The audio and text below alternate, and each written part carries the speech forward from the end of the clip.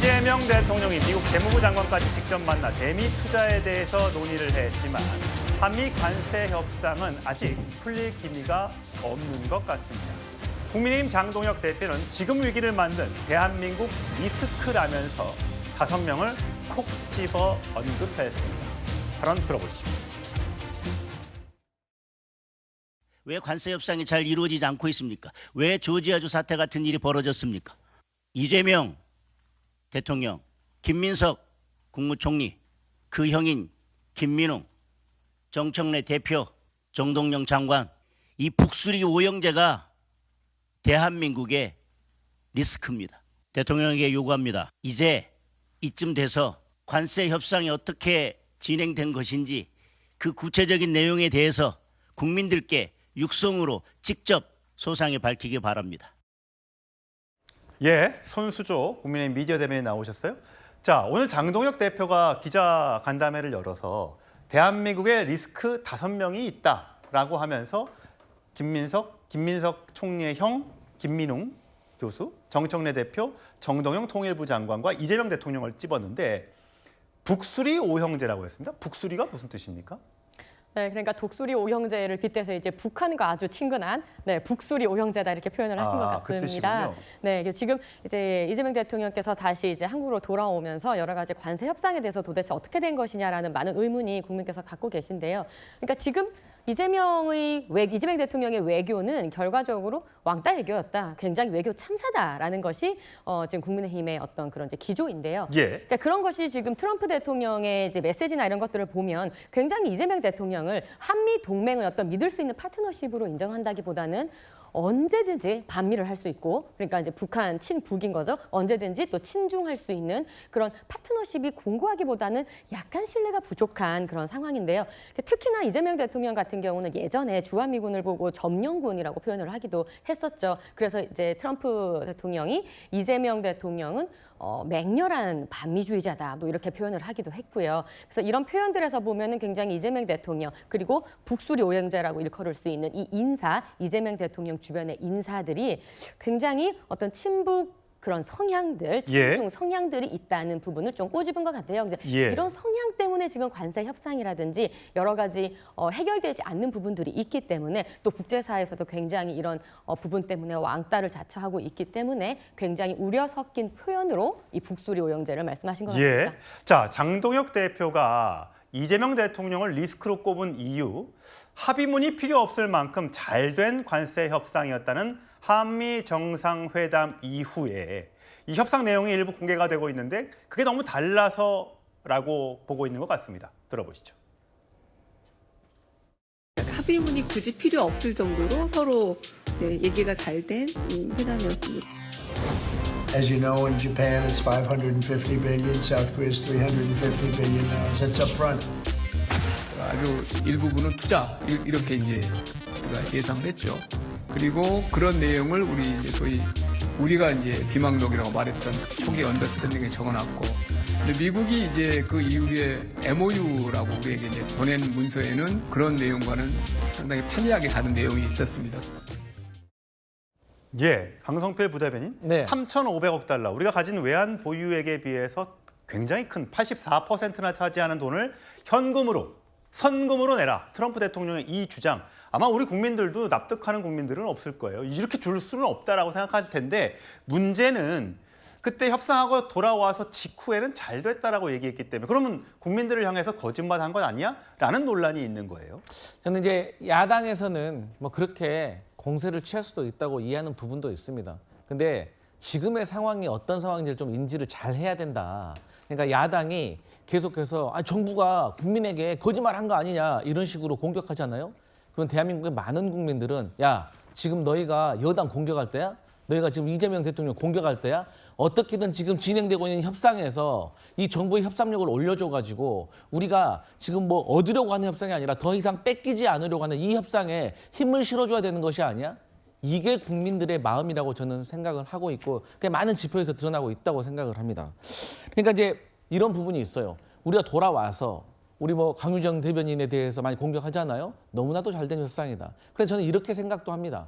그러니까 미국에서는 3,500불 달러에 대해서 500달러에 대해서 500억 달러에 대해서 지금 직접 투자하라고 했는데 직접 투자할 수가 없잖아요. 이거 미국의 경제학자들도 그렇게 얘기하고 있잖아요. 그렇기 때문에 우리는 직접 투자 못한다. 간접 투자, 보증 지급 이런 식으로 얘기를 한 거고 이것을 국민들에게 우리가 어느 정도 릴리스를 함으로 인해서 우리는 할 수 없다라는 것을 우리는 좀 못 박으려고 했던 그런 성향이 있기 때문에 저는 일종의 관세 협상과 관련된 전술이었다고 생각을 하는데 이제 뭐 내놓고 미국이 통하지가 않으니까 대놓고 이제 얘기를 하고 있는 거예요. 그런데 저희는 뭐 할 수 없는 건 할 수 없는 것이기 때문에 뭐 이제는 대한민국 국민도 다 알고 있지 않겠습니까? 그래서 저는 이제 야당이 지금 이 시점에서 해야 될 것은 이재명 대통령에 대한 공격이 아니라 트럼프 대통령에 대한 공격이 지금 우리 협상력을 올리는 것이다 이렇게 생각합니다. 아, 공격을 해야 한다? 네. 예. 그래서일까요? 더민주 전국혁신회의에서는 미국의 이 투자 확대 요구에 대해서 이거 오랜만에 들어보는 단어네요. 이 귀신 씨나라 까먹는 소리다. 한국을 자신들의 속국이라고 착각하고 있는데 미국 정부를 강력하게 규탄한다라고 얘기했습니다. 과연 이런 어떤 반응들이 우리의 관세 협상의 대미 협상력을 올리게 될지 아니면 오히려 떨어뜨리게 될지 그건 좀 두고 봐야겠죠. 자, 이재명 대통령 뉴욕, 미국에 방문했을 당시에 이런 일도 있었습니다. 네, 반갑습니다. 대한민국 대통령이 안보리 의장 자격으로 안보리 회의를 주재하는 것은 이번이 처음입니다.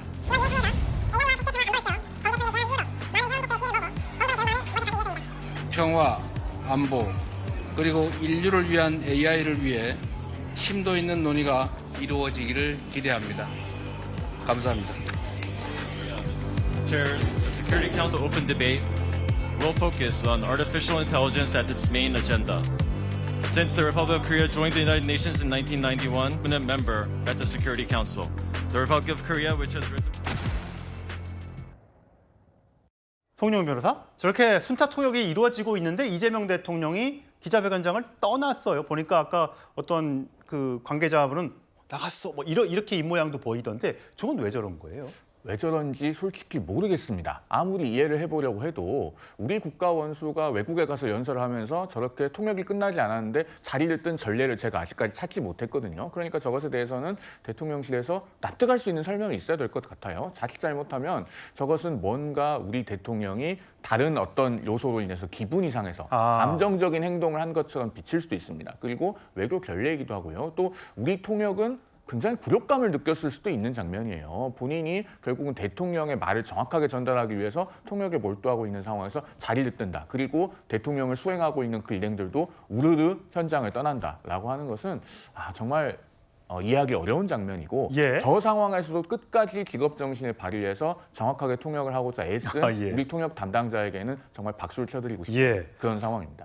이준석 개혁신당 대표는 대통령에게 이것이 잘못된 상황임을 직언할 수 있는 수행단원이 하나도 없었다는 게 문제다. 어떻게 대통령이 저기 자리를 떠나는 동안 아무도 말리지 않았느냐.